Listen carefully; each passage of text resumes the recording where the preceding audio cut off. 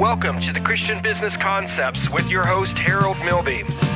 Christian Business Concepts is dedicated to guiding companies and business owners in becoming effective, efficient, and successful through God's Word and godly principles. Now, here's your host, Harold Milby. Thanks once again, Kelly, for that introduction, and welcome to those of you who've decided to download today's Christian Business Concepts podcast.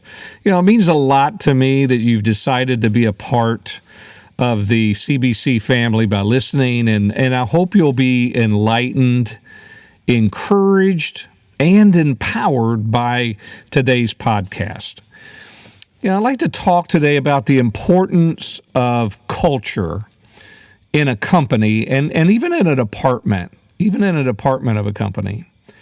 But if you look at the top 100 companies to work for in the United States, you will recognize that almost every company, there is a strong positive culture. Now, you know, in the top 10, we're going to look at here in just a few moments about, you know, the top 10 with regard to the people who want to work there, the top 10 most rewarding companies to work for. But all companies that are extremely successful have developed a culture within that company. And some of these companies, you're going to know who they are, and some of them you're not. But in the list, there's some technology companies, there's real estate companies, hospitality companies, there's retail. You know, you're going to see financial services and even professional service companies. But what makes these companies have such a high employee rating, what makes them one of the best companies to work for, is the company culture. You know, every company has some sort of culture, whether it is purposely created or whether it's something that has evolved over the years. You know, a company's culture has a very, very important on their success of that company. You know, according to the Merriam-Webster dictionary, culture is defined as the set of shared attitudes and values and goals, and you know that characterizes that institution or that organization. It's kind of like the atmosphere that's there. So it really includes those shared attitudes and values and goals and practices. And, you know, of course, our company has, you know, a vision statement, a mission statement, but it all starts with our core values. And our company, obviously, we're a manufacturer, but we manufacture a all motorized extruded aluminum pergola that opens and closes. So if you're out on the patio and, you know, it starts raining or it's too hot, you hit a remote, and the remote allows the louvers on the top of the pergola to close so that you can still continue to be outside even though it's raining or even though the sun's really bright. So that's kind of what we do. So we developed our core values around the word SHADE, SHADE. And so here are our core values of our company. The S is for safety. It is created, it's purposeful, and it's not lucky. We're not talking about lucky. We're talking about a created and purposeful safety program within our facilities. You know, we take that very seriously. It's high on our list. It's number one. And so safety is something we take very, very seriously. The H stands for honesty. And honesty is demonstrated in what we say and what we do, both. The A stands for accuracy and awareness. So we want clear and sound accuracy in all aspects of our work. And the D is for delight, because you know, we want to exceed our customers' expectations at every touch point. We want to create customer delight. And then the E in SHADE stands for excellence. by delivering quality and continuous improvement through awareness and total ownership. Now, that is our core values. We don't move away from that. And so every product that we develop, every system that we change, it's all based upon our core values. We live these core values. We talk about these core values. We hire based upon these core values. So that is part of creating culture.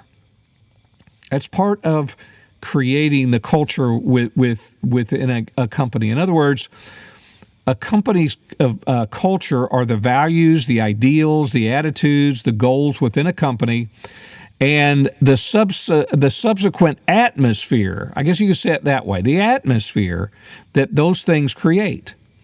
Understand that there may be some people who do not share in your values. They don't share your ideals or attitudes or goals.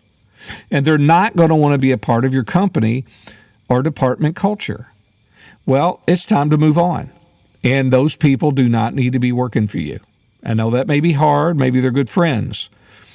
But if they don't agree with the culture, you really take an opportunity to hurt your own company.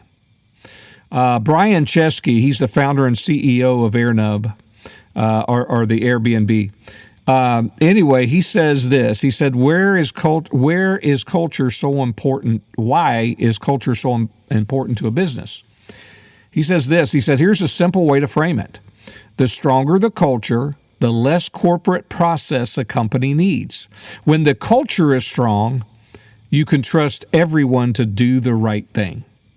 Culture is just so incredibly important. So what are some of these benefits? What are the benefits of having a positive organizational culture?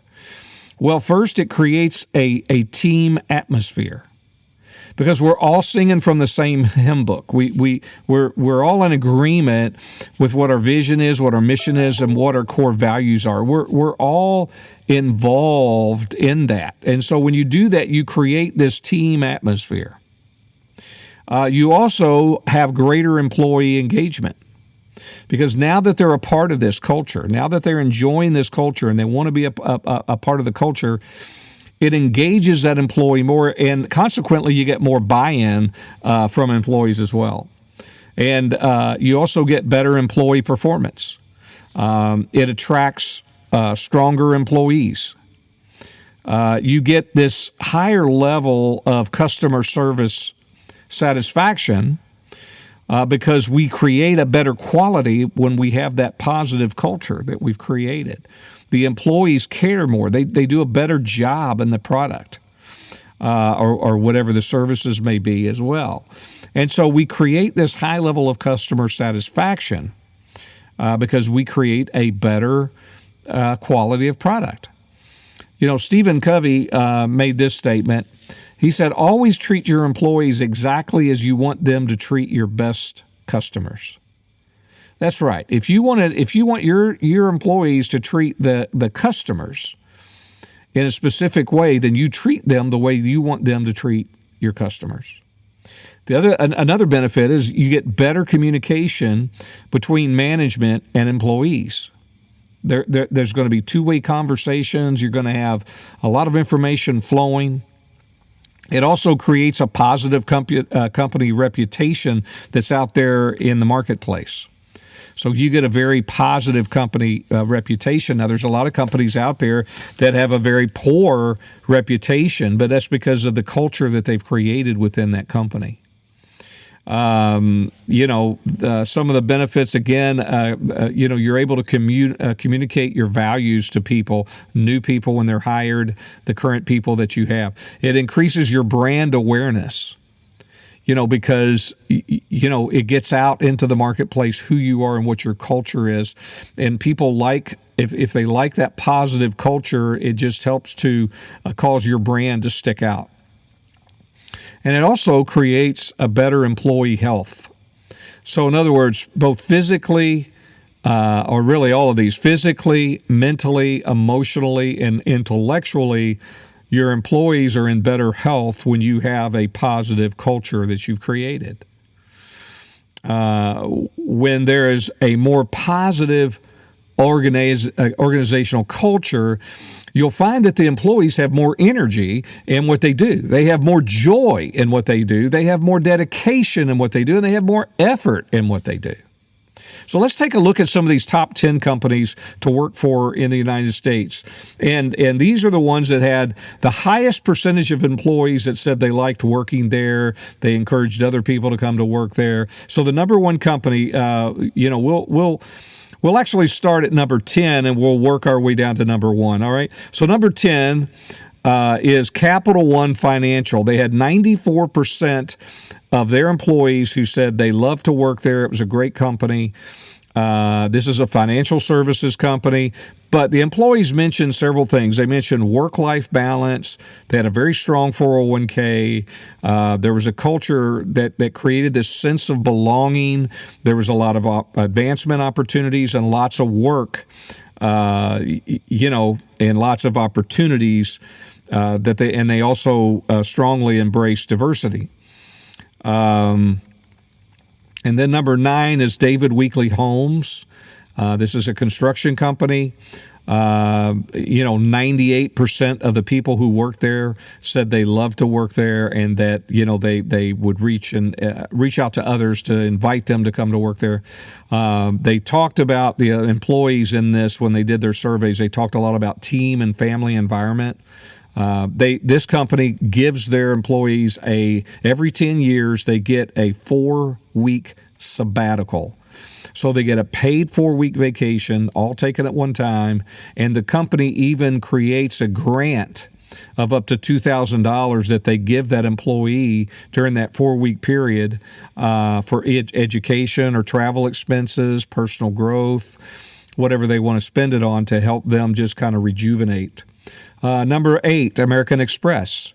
They have a 94% rating. This is another financial services company, and the employees say there's great learning experiences, there's unique career opportunities, there's a great benefits package. Number 7 is Rocket Companies. Again, financial services. 95% of the employees say, yeah, we love working here. They talk about team member support, family support. They have a thing there called Rocket Academy for employee development. So that's a big deal to those employees. And they talk a lot about community involvement as well. Number 6 was Accenture. They had an 88% rating. Again, these are professional services. It's a very people-oriented company. They stress employee growth to help advance people's careers. They also really talk a lot about inclusion and diversity, and they have this emphasis on continuous learning. And then there's another company called NVIDIA, 95% rating. They are an AI tech company. And one of the things that they talk a lot about, the employees do, is they say that the leaders walk and talk their values and culture. Everyone is genuinely helpful to train and ramp new employees. Title and hierarchy never gets in the way of doing what's right. Number 4, as we quickly move up, Salesforce, 90% rating. And they're an information technology company. The employees talk a lot about their stock options, a lot of the work perks like office breakout areas where they have really good snacks and drinks and things like that. But it's very employee focused. And so that's number 4. Number 3 is Wegmans Food Markets, 90% rating. This is retail, and they talk a lot about their flexible scheduling policy, their company training. They have a high school work scholarship program, and they create a real family culture. So those are the things that people really like. Number 2 is Hilton, 97% rating. This is a hospitality company, and they support their team members. They hear that a lot at every step of their personal and professional journey. They offer extended parental leave. They offer adoption assistance and extended bereavement leave. So again, these are what the employees who work there talk about why they love to work there. And then the number 1 of the top 10 companies to work for in the United States is Cisco. 96% of their employees. This is a information technology company. They feel like people are paid fairly. Management involves people in decisions that affect their jobs or their work environment. They're encouraged to have a balanced work and personal life, so that you're not, everything's not all about work. And a lot of these companies, the employees talked about the work and personal life balance. And they offer a lot of special and unique benefits. So these are the top 10 companies, and every one of them has the very same thing, though it's not the same culture, but they all have spent time creating a culture. Coming together. This is what Henry Ford said. Coming together is beginning. Keeping together is progress. Working together is success. And that's kind of what happens in culture. Now, let's take a look at the two distinctly different organizations, or kingdoms, we'll say it that way, that King Saul and King David created, because they created two different cultures, and they were very different. Saul did not encourage or believe in his employees. To believe that, just look at 1 Samuel chapter 17, verses 32 and 33, and I'll read that. It says, "And David said to Saul, let no man's heart fail because of him." He's talking about Goliath, right? Because they were all afraid of Goliath. David's going to go out there and fight him. He said, "Thy servant will go and fight with this Philistine." And Saul says to David, "Thou art not able to go against this Philistine." Now think about that. So you go to your boss, you say, "I've got this great idea, and I got this great plan," and your boss looks at you and says, "You aren't able." So it's kind of a downer. But David didn't let it get him down. Even though that he said, "Thou art not able to go against this Philistine to fight with him, for thou art but a youth." So now he's going to tell you why you can't do it. So, you're a youth, and he says he is a man of war from his youth. So Saul did not encourage the people around him. And so, he had servants, he had employees, workers. So he didn't encourage those people. In 1 Samuel chapter 13, Saul offered a burnt offering when Samuel had said, "Hey, I'm going to offer a burnt offering." Now, Saul was out there to deal with the Amalekites and to fight the Amalekites. But Samuel had been a little delayed in getting there. And so Saul went ahead and made the sacrifice, which he should not have done. It was not within his purview to do so as king, and he was told to wait.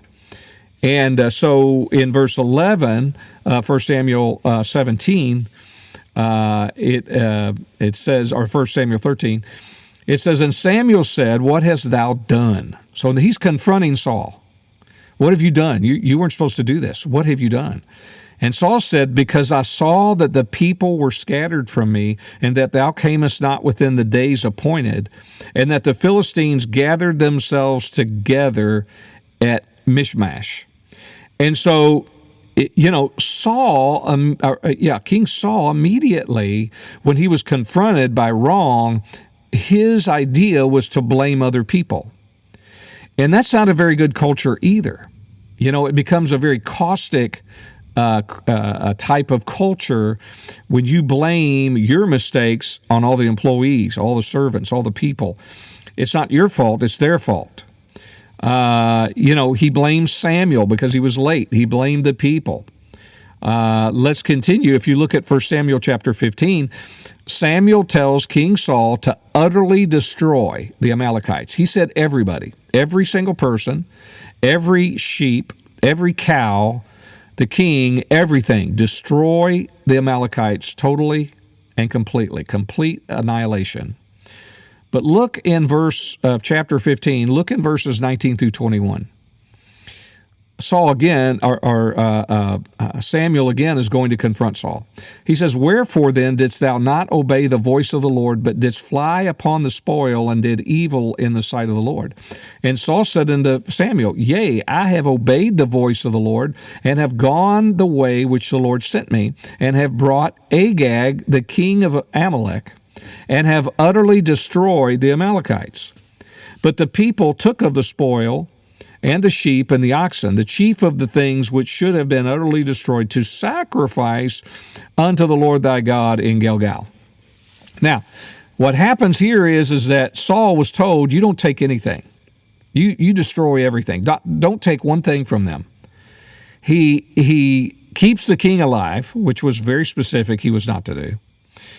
Then he keeps the best sheep. He keeps the best ox and cows. He keeps the best spoil out of that group and out of the Amalekites. But yet he was told to destroy it all. But his reasoning, again, he points his finger, the people did that. The people took the sheep. The people took the spoil. The people took the oxen. I didn't do it. It was their fault. So again, he always pointed his finger. Saul, when you look at Saul was so jealous of David that he tried to kill David on multiple occasions. He could have used David as one of the greatest leaders that he had within his kingdom. But instead, he became jealous. He began to compare himself to David. David, he spared Saul's life on two different occasions. Saul's life was in David's hand, but he spared his life. David pardoned those who rebelled against him when his son Absalom took over the kingdom, and he had to run for his life. So Saul blamed others. He was the type person, he settled scores. He held grudges.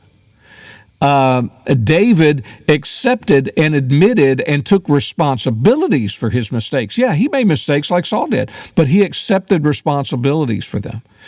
Usually people who are easy with others are easy on themselves, and those hardest on themselves are even harder on others. But David was the exact opposite. He was harder on himself than he was with others. He was not as easy on himself as he was with others. David was gracious with other people. David was humbled. He would admit his mistakes. King Saul tended to blame everybody and to make excuses. Can you see how the two different cultures would work? Because if the leader is always pointing fingers and never accepting responsibility, what do you think the employees are going to do? The exact same thing they see the leader do. So, Saul was insecure. David was confident. Saul wanted the accolades of the people, but David only wanted to please God. It was just a completely different kingdom, a completely different culture. So what can you do to create a positive culture? Let me say this. You don't have to actually, you don't have to do every one of these things to be successful at creating a culture. You don't have to do all of them. You just need to do a few of them. Just pick a few out from time to time. Well, number one, choose to do it on purpose. Don't hope that you create a great culture within your company, but choose to do it on purpose. The next thing you could do is discover your core values. We've talked about that. Don't do it alone. Get with your employees, get with your people, and you guys discuss what you feel like your core values are. Communicate your core values in your words and your actions. Don't just speak about your core values, live your core values. Ask your employees, just flat out ask them, look, we want to create a great culture here. What are some of your ideas? Listen to them. Keep your culture in mind when you're hiring employees. If you don't think that an employee fits your culture, then don't hire him. Our company, one of the things that we look for in people is a humility. Not a false humility, a true humility. We look for that employees. That's important to our culture. And every time it seems like the company has gotten outside of that for one reason or another, those employees don't last. It's because they don't fit the culture. Create an employee development plan. So you want to have better employees, then have some kind of an educational program, a development program of some sort, but create that, develop it. Start small. Again, you're not going to do everything I'm going to list out here, but just start. Get started. That's the key thing, is to at least, get started. Be honest in everything. Lead by example. Begin to create special perks. Well, what can they be? I mean, let your employees talk to you. What kind of perks are they looking for? I mean, we all the time want to give an employee of the month and give them a close parking spot. Most employees will tell you right now that parking spot doesn't mean anything to them. So putting their name on the parking spot for the next week or the next month, that may not be the perk that your employees are looking for to create that great culture. It could be something totally different. Make sure that you protect open communication and that you listen. Don't just have people reporting back to you or talking to you or you getting all this great data.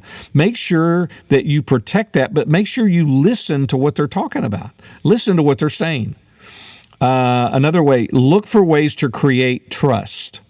You should always look for ways to create trust with the people within your organization. Again, that's huge when you're trying to create this positive culture.